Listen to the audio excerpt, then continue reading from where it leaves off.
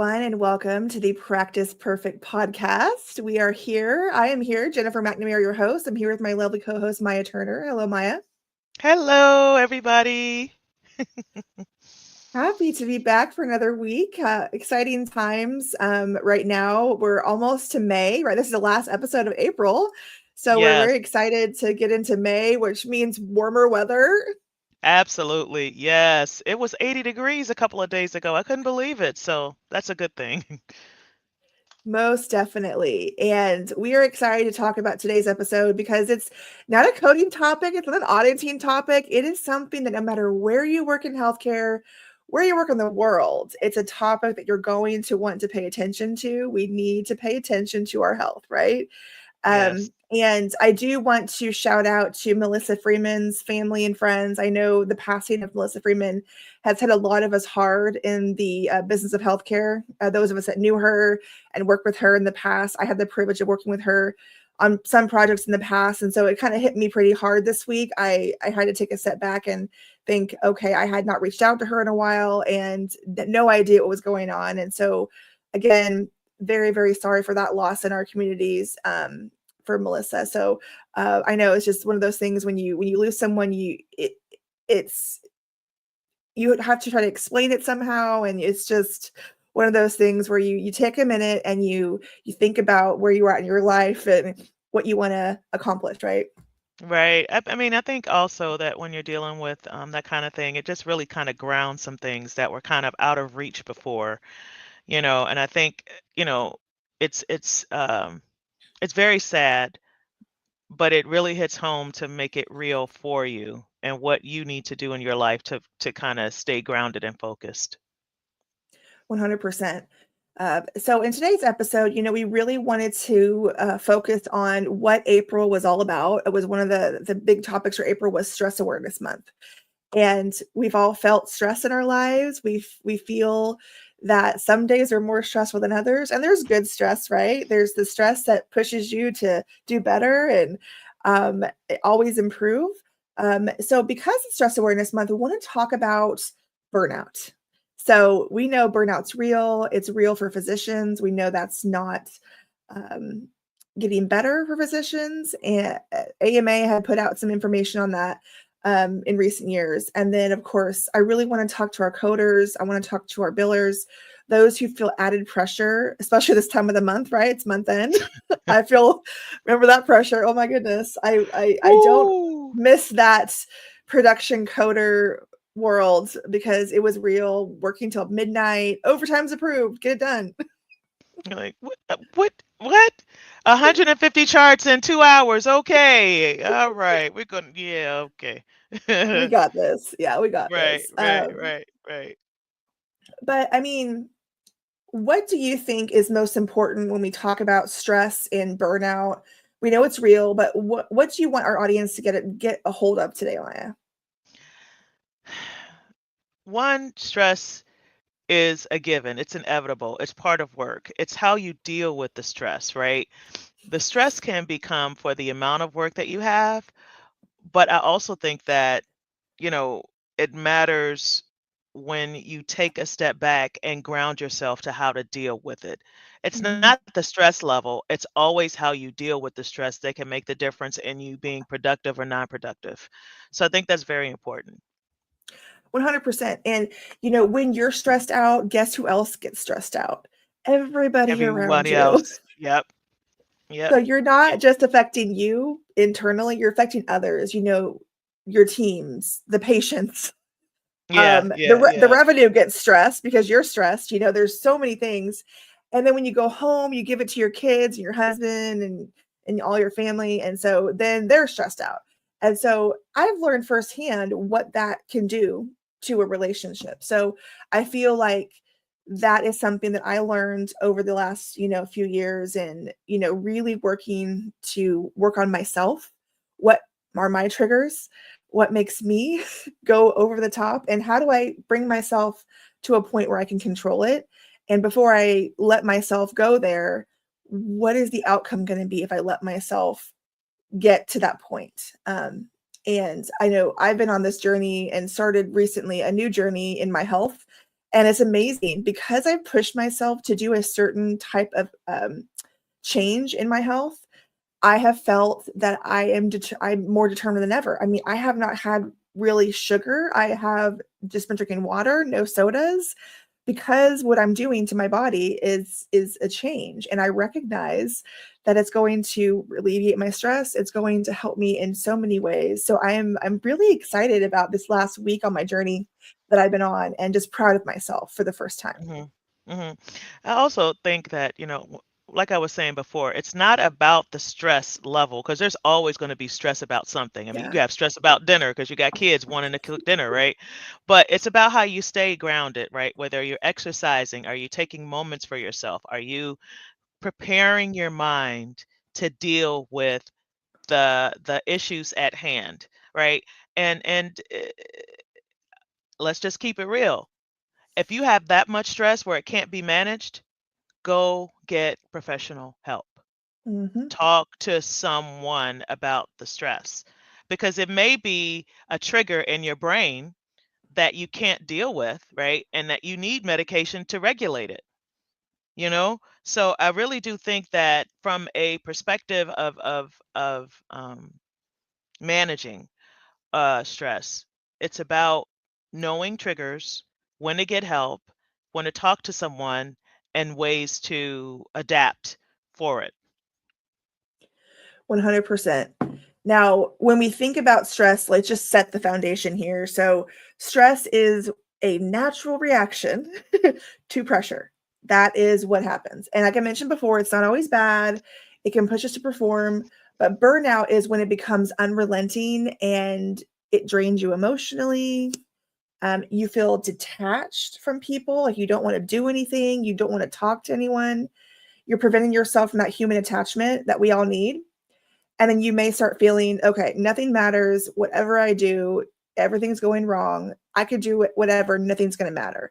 And that's a dangerous spiral, right? To get yourself into. And Maya, we had some numbers that we had put together on this data here. What did that data show as far as physicians, managers, and coders?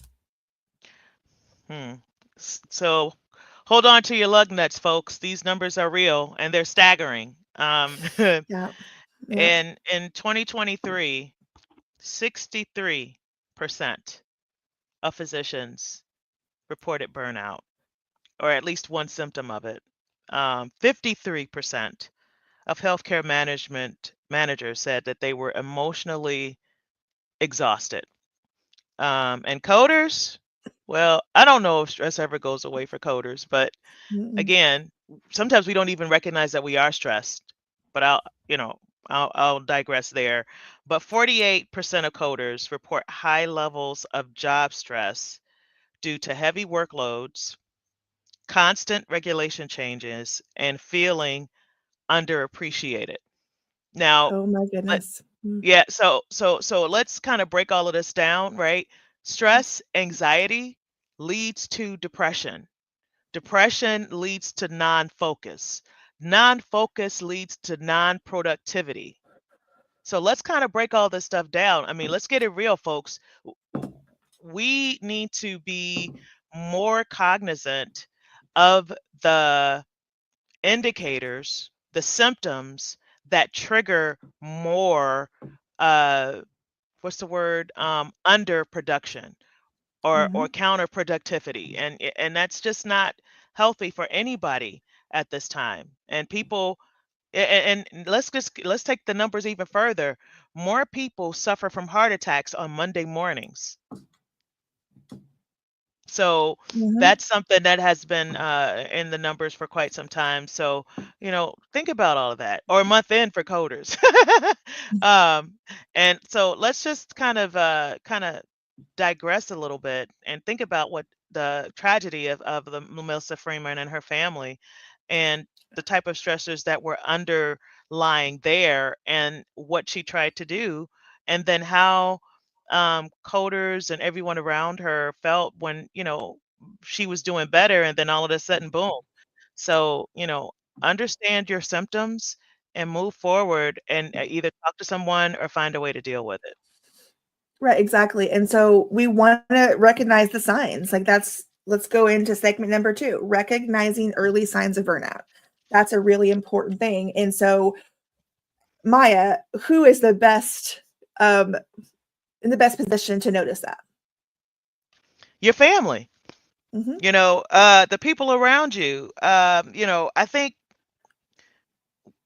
if you find yourself grinding your teeth at night or your jaws hurt at night, that's called bruxism. That's a sign of stress. Hmm. Um, you know, uh, uh, things that, you drop off on performance. You detach yourself, right? You become in this bubble. And uh, I am, on the board, the National Advisory Board, and I worked the conference for the first time.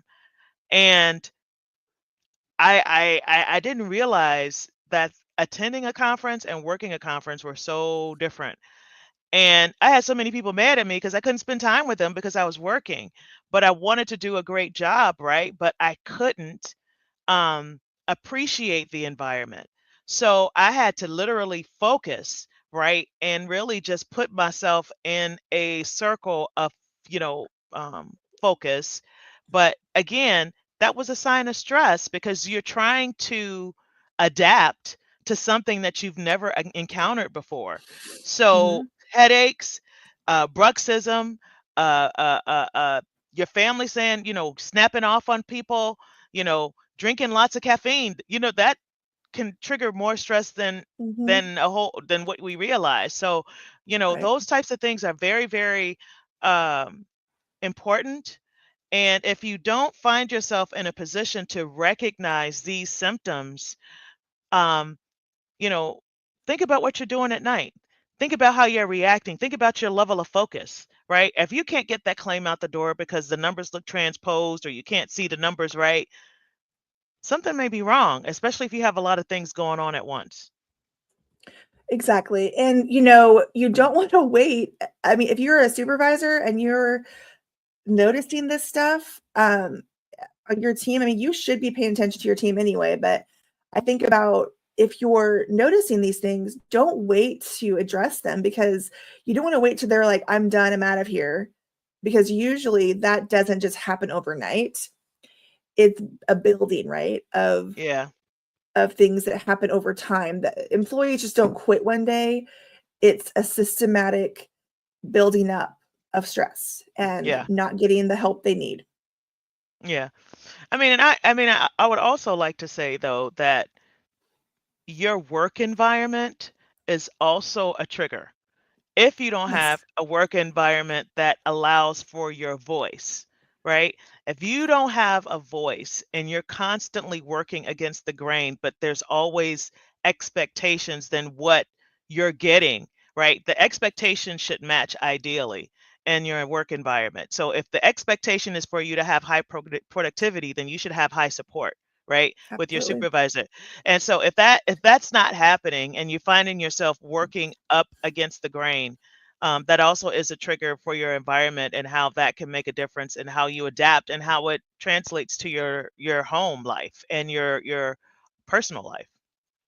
Right, and when I was supervising a team, I made it a point to really try to check in on them, like, daily, weekly, just like, "Do you have what you need?" Because I was in a position to potentially get them the resources that they need, and I was in their position at one point, so I knew what resources needed to be there, so I think it's a good idea to if you are a manager or supervisor and you came from their world, you're in a good position to know what they need and advocate for them. Now, if you're not, then you need to do the best you can to understand the world they're in, Right. ask questions, Yes. get to know the work they're doing because you Hmm. might come from a world where you were just management style and you knew business, you knew the business side, like you knew how to get things done, but you don't know the actual world that your coders and builders are living in because you've never done it. Right. So try Right. to get Right. under that with them and carry that load with them. Have them show you some things, have them show you on the daily, like even sit behind them and like, even just like shadow them, understand what they deal with every day, because that's going to be the biggest difference in maybe you going to a higher up and saying, our team needs help. I've seen Right. it.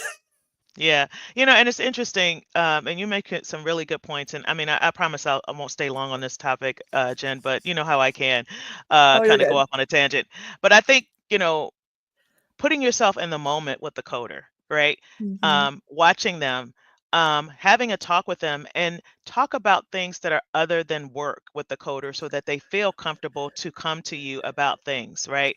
That creates an environment. And when I was working, in a leadership role, that was something that I always felt that was important, right? So even if there is a high level of stress, it's tolerable because of who you work Mhm. with and the environment that you take time to know in your environment, in your workplace, is going to make the difference on making it tolerable, even if it's the person that makes you laugh most of the time.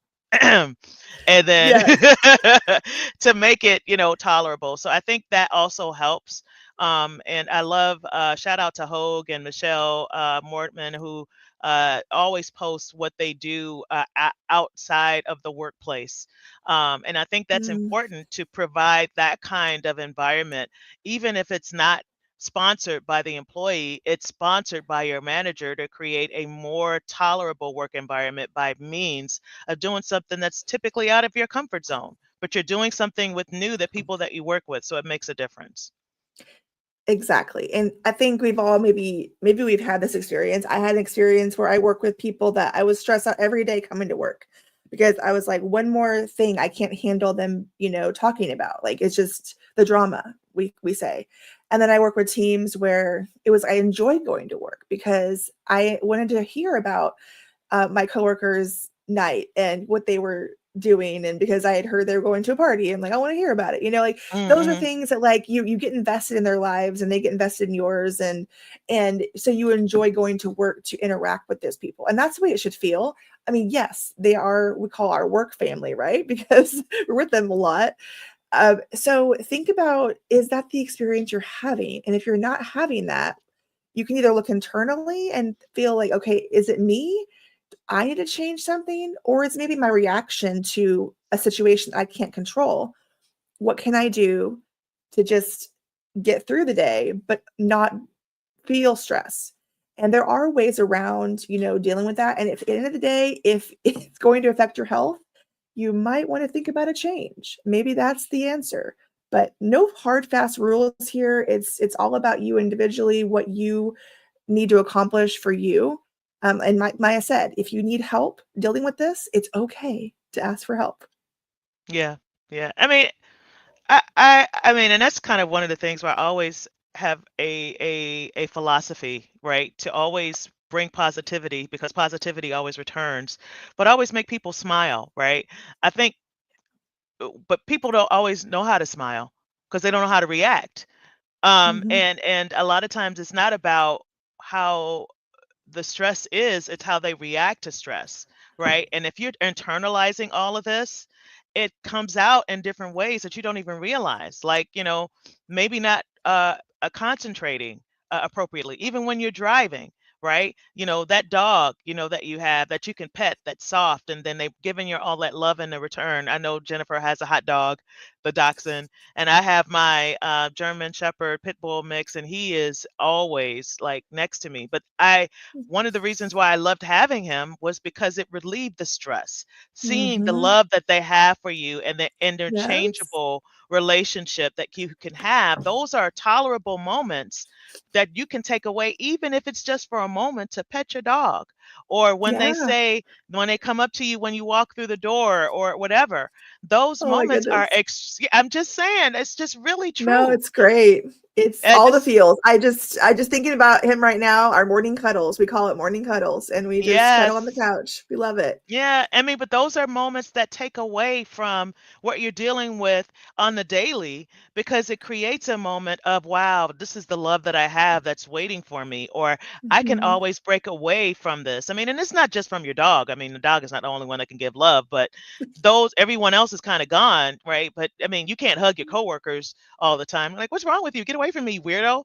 So you're just like, but I mean, again, those types of things are mechanisms to help deal with the stress that you have on a daily basis. And it may not be just work. It could be work, it could be family, it could be everything that's involved. But those moments where you're able to move away from the desk and and talk and cuddle with your dog or a cat or anything that makes it, important. And not just scrolling on your phone, folks. Pulling away from stress is not scrolling on your phone unless it's TikTok and it's funny. But, there's a lot of funny things on TikTok, but there's nothing like a tangible, loving moment to take you away from the stress that you have. Beautiful things, Maya. Thank you for sharing that because I think we all needed to hear that. Um, moving to our physicians, I want to talk about them for a little bit because I am a true advocate. I'm always, people know me, they know I love my physicians.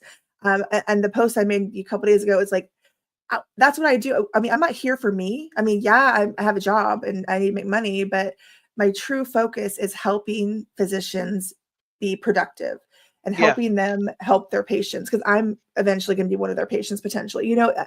We think about the job they have. It's a job, and the business side has become so, I mean, mixed with so many emotions for me, just the way that healthcare is today, but it is at its core a service-based industry.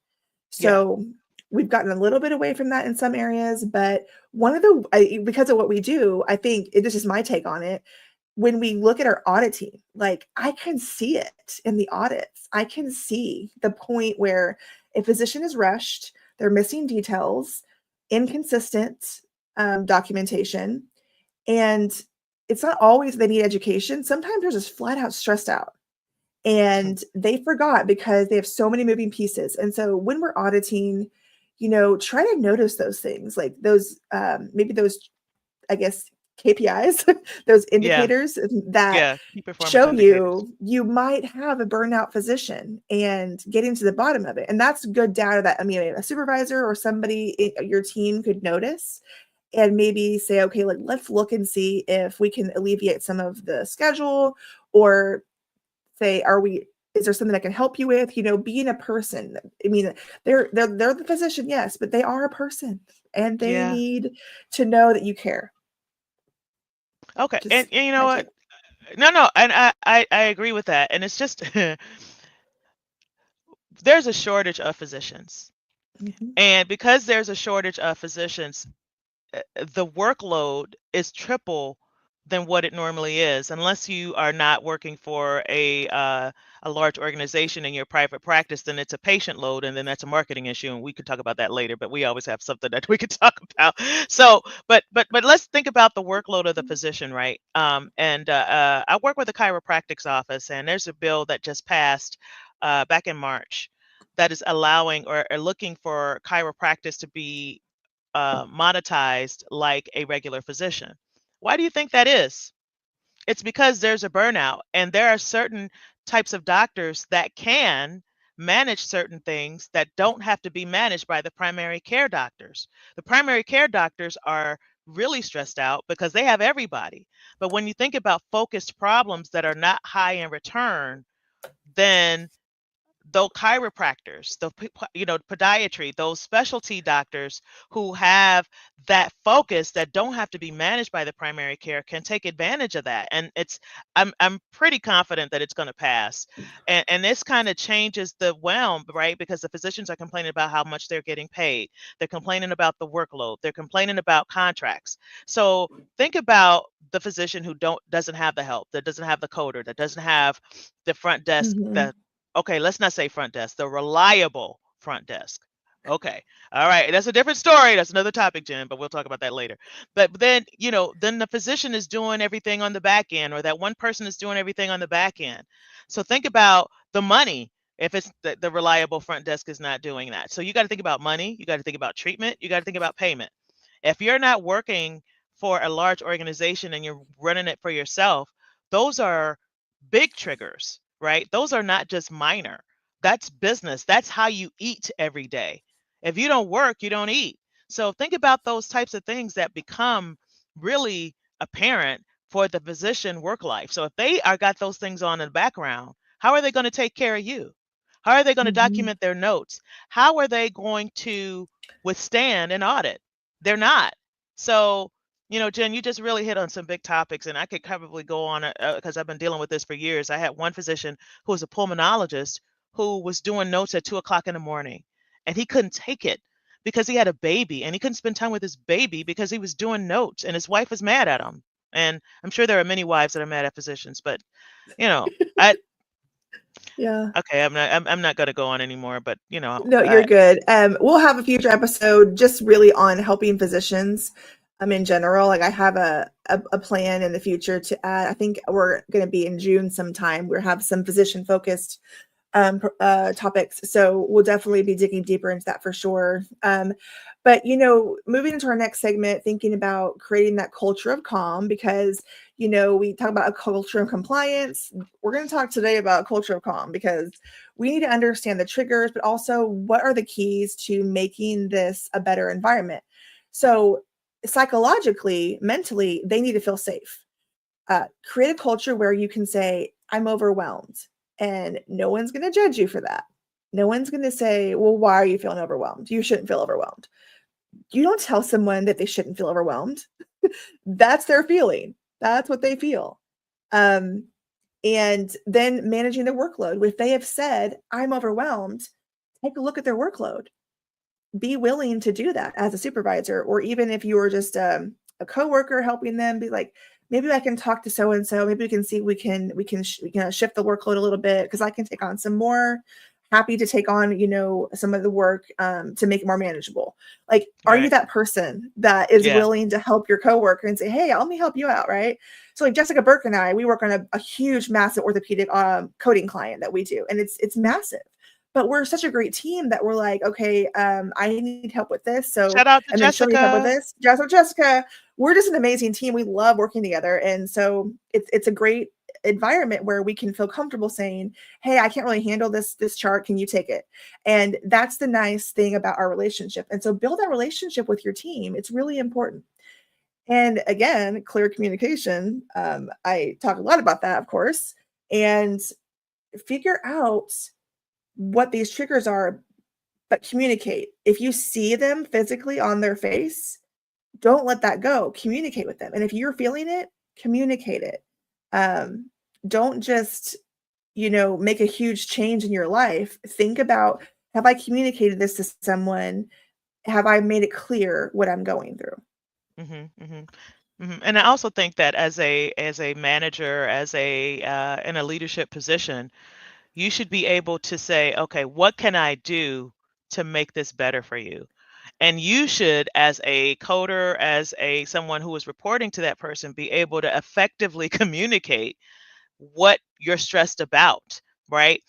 We're talking about the culture of being present in the moment, right? And being able to communicate what's wrong. But as supervisor, manager, leader in your organization, you should be able to say, okay, you know what, I heard you.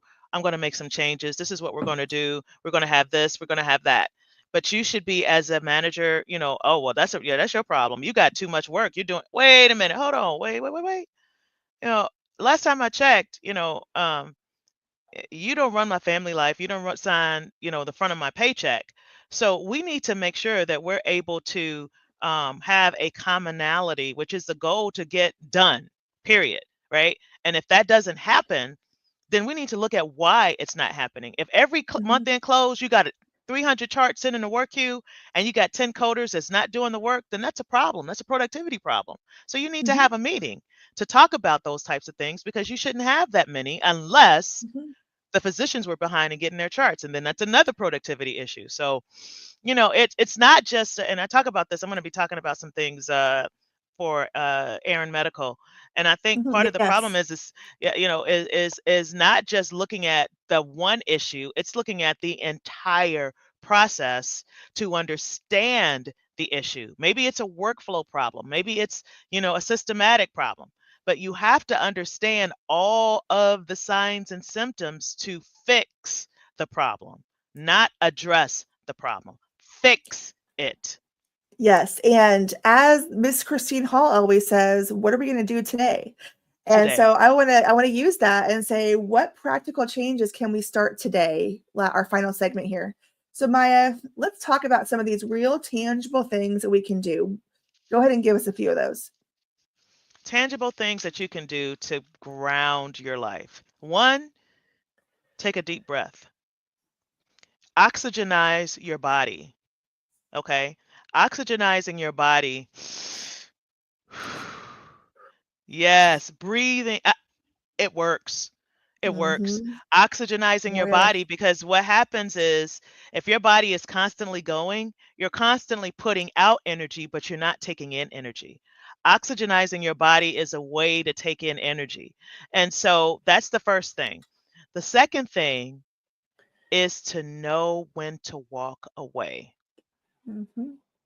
When you're able to walk away for just a moment to gather your thoughts and walk away from your, not going to the bathroom and coming right back, right? No, I'm not talking about that. Being able to walk away and eat. Sometimes you don't even eat. I I know. that's a big thing.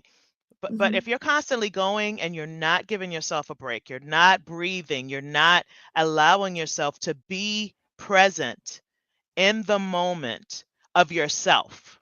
Be present in the moment of yourself. Like, know who you are, what you're doing. Stay grounded with who you are. Because if everything you're doing is about work, that's not you. That's work. So have a Mm-hmm. careful balance of knowing who you are and knowing what your work is and setting those boundaries to identify what you're about. Are you about work today, or are you about you today? Or at the moment, who you are about. So that's something, those are just tidbits. I could talk about that forever, but Yeah, I mean, one of the things I was thinking too, if you're in the workplace too, like, do you ever even anonymous surveys, like get to know your team, yeah, like that's even good. if you don't ask an actual person, just get to know the team as a whole, what stresses them out. Ask what stresses you out most in this job. What would Yeah. make it better? And Yeah. those are things that you could get to the bottom of maybe as a team, what they're dealing with, and make those changes that affect the whole team. Mhm. Mhm. And then when you think about just if you just get inside your head, like, I can't fix everything today. It's not going to happen today. What can I fix today? And then tomorrow, what can I work on? Or maybe next week, what can I work on? And that's okay if you can't fix everything today, right? Yeah. So Yeah. that's my final take on this this topic, but I just really want to make sure that everyone knows that, you know, Maya and I have been there. We have had stressful jobs, even though we're consultants now. Doesn't mean our stress goes away. Like, we still have No. stress in moments. Oh yeah. Yeah, and I used to, I had this boss, and Brenda Lingo, she was very instrumental in my life, and God rest her soul, she passed away. Someone that was really instrumental. But she said, "You don't have the answers to the world. You don't. Stop thinking you have the answers to the world and you're responsible for fixing everyone's problems when you can't fix yourself." So be mindful of what you can do, right? If you can't fix it, don't worry about it, or tell somebody you can and then remove yourself from it. Removing yourself from it when you can't fix it. Tell somebody, move away from it, and keep it moving on whatever your rest of your day is. So, 100%. And before we go today, and we wanted to give you guys a little bit of insight into what we have coming up. And I know we've talked about some of our amazing events. So we wanted to let you know, of course, we have the general surgery coding and compliance seminar on June 6th. This is all virtual, by the way. There's 8 CEUs. You can, of course, scan that QR code, and you can, of course, go to our website to get more information. We also have the Bone and Joint Summit, which we have every year, one of our biggest events of the year. We have 2 full days. And of course, we have the first day, all for you administrators and billing teams. Day 2 is for our physicians and our coders to work together on documentation. So great, great stuff. We have some great speakers. We have Kush Singh coming in. We have Dr. Jeffrey Lerman, who is like, oh my goodness, the Mr. Podiatry. He's the best. I heard him speak at HealthCon. You do not want to miss. He's one of the most dynamic, energetic, fun speakers you will ever entertain, and he's just the best. He works with CMS. He knows the stuff, guys. He knows podiatry like nobody's business, and so I think it's a great thing for you to come. and enjoy that. Of course, both Maya and I will be there speaking on different topics, and we're excited to have you guys there. And I wanted to make sure everyone knew that we have the book that I wrote, Clear and Connected. It's on Amazon. Here's a QR code, guys. We just talked about one of the key aspects of making sure your team doesn't get burned out is communication. This book is full of tips to stay, in that communication, stay connected to your teams. There's a lot of great worksheets in there to help you write down your thoughts so you can really find out, am I really connected and am I really communicating well with my team? So I think it's a great option for you to have. And if you are interested, we are starting in July. We are launching our communication training for teams, and also encouraging organizations to put it as part of their compliance plan, as part of their education for their compliance plan. So thank you everyone for joining today. We're very excited that you got to join for this episode, and we look forward to more episodes in the future. We have some great things coming up. Next week, we're talking about the path report, getting back to coding. So I know a lot of us work in surgery. We know the path report too well. It's one of those things where we always ask ourselves, where's the path report? I can't code this without the path report, right? So we know all too well what that means. So thank you again for joining us today. And if you have a coworker, a friend who could benefit from this episode, please share it. Please have them go to practiceperfectpod.com, and you can check out our other episodes as well and join in the fun. Thank you again for joining. Have a wonderful week, and we will see you next time.